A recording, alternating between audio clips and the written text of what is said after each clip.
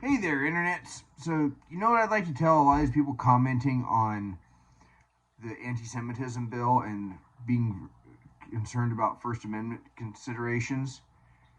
Tell me you haven't read the bill without telling me you haven't read it, because obviously Tim Pool and Matt Walsh and Jeremy from the Quartering, none of them have read the bill, because if they did, they wouldn't be saying some of the things they're saying.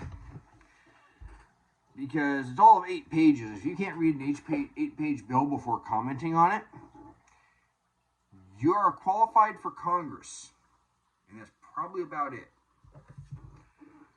So, I actually read that 8-page bill. And it's basically the unnatural union of a nothing burger and a virtue signal. Because it doesn't do a hell of a lot other than add anti-Semitism and a definition of it to the 1964 Civil Rights Act, which pretty much covers Title VI of the 1964 Civil Rights Act, which covers educational institutions. This is no different than saying you can't have certain books in schools, you can't have certain behaviors in schools. It basically adds anti-Semitism, where some people have talked about, because there is an ethnic component to being Jewish, where they would have said, oh, that's a form of racial discrimination or a form of religious discrimination, which is not listed in Title VI. Title VI from the Department of Education's website, and all of this, of course, will be linked in the description below. It says it states that no person in the United States shall, on the ground of race, color, or national origin, shall be excluded from participation in or be denied the benefits of or subjected to the discrimination under any program or activity receiving federal financial assistance. So it does not say you can't publish your vile books or preach your vile theologies from the pulpit. It does not say you can't have a debate over whether Jews killed Jesus, talking about what the Bible says, and getting into the nuances of, was it, are you blaming an entire group, which you should not, or some very specific people who happened to be Jewish at the time. You can still spout off all the garbage you want. You just can't harass people on a campus. You can't deny them access to a campus. You can't deny them any kind of program at your school if you are taking federal funds. It's quite frankly that simple. And honestly, if these left-wing institutions are so upset about it, not being able to, somebody being able to, deny a Jewish person access to the campus because they're a Zionist, because they acknowledge the existence of Israel, well, so much the better.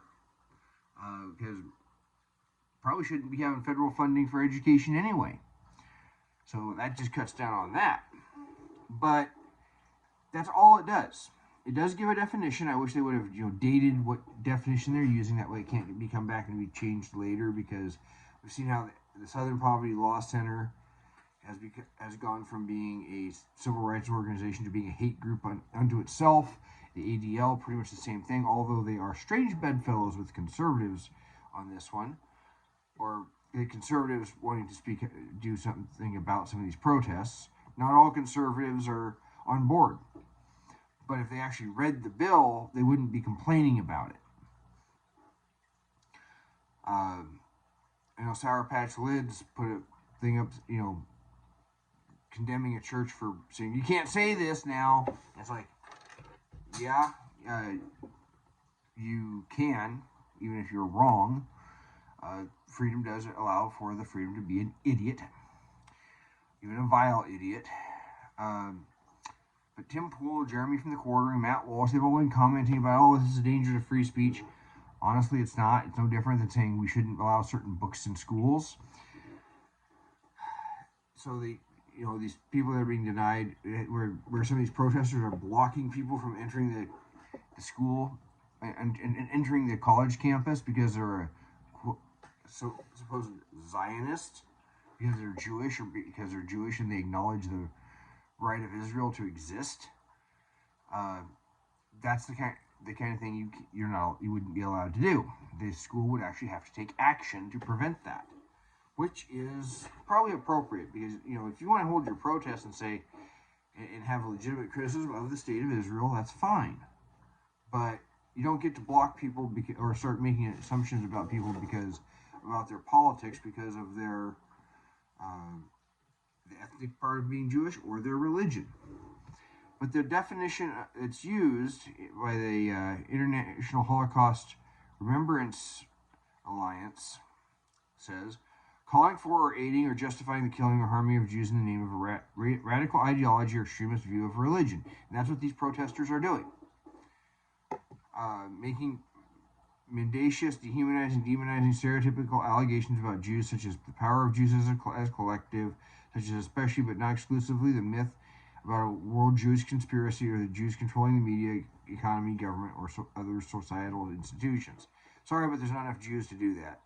Give it up.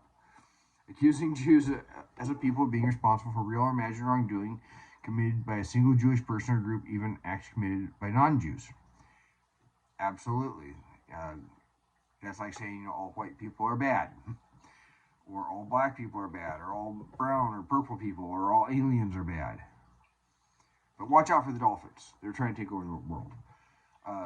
Denying the fact, scope, and mechanisms such as gas chambers or intentionality of the genocide of the Jewish people at the hands of the National Socialist Germany and its supporters and accomplices during World War II, the Holocaust. Yeah, if you're a Holocaust denier, I'm sorry, but you're probably an anti-Semite, or you're an idiot.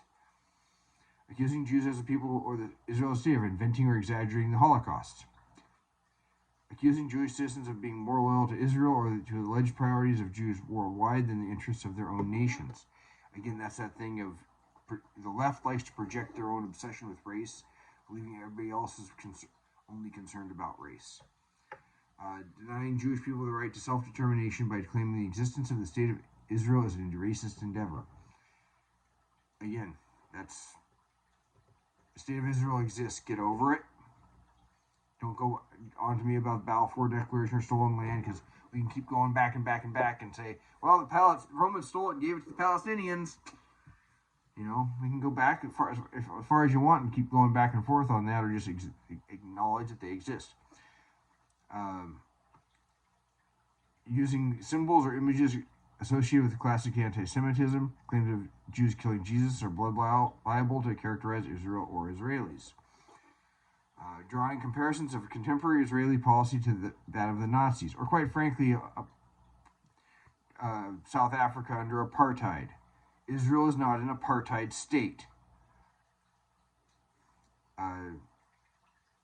Holding Jews collectively responsible for the actions of the state of Israel. Some of the Jewish people I've met have nothing to do with Israel. They just happen to be of Jewish descent. So, if you're doing those things on campuses or in educational institutions that receive federal funds, then it becomes an issue. And really all they can do is ultimately deny federal funds to that institution.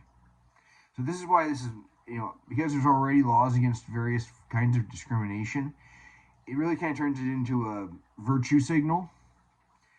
And it really doesn't do much other than say, hey, you guys better do something about this one. You can't just sweep it under the rug. I mean, it doesn't do very damn much. So, and one of the things I found in here was a little more on the enforcement mechanism. I'll include it from Cornell Law School.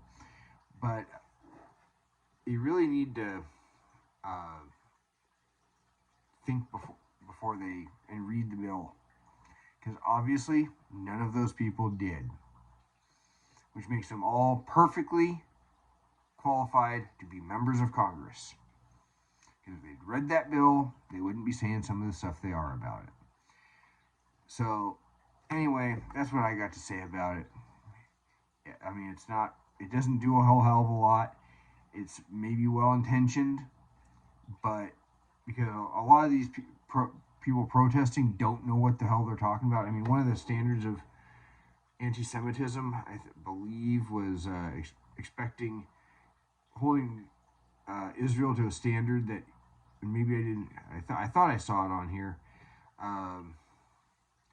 Holding Israel to a standard not expected of other democracies, or I saw that in another, maybe it was another article or another page. And the left does hold Israel to standards not expected of other nations, let alone democracies. Any other nation, they got repeatedly attacked and won the war and decided to keep part of the land that they captured. People would say, well, they started the war, tough on them. Israel does it, and everyone loses their minds. The January 7th attacks in Israel were on settlements within the 1967 border, besides which. You can't even sit there and say they're being wrong in where they're putting settlers, and you're trying to just kick them out of places they shouldn't have been because of the 1967 border. But that's lost on the left. But then you see when I see conservatives not bothering to read the bill, come on, guys, you can do better than that. Until then, you all take care.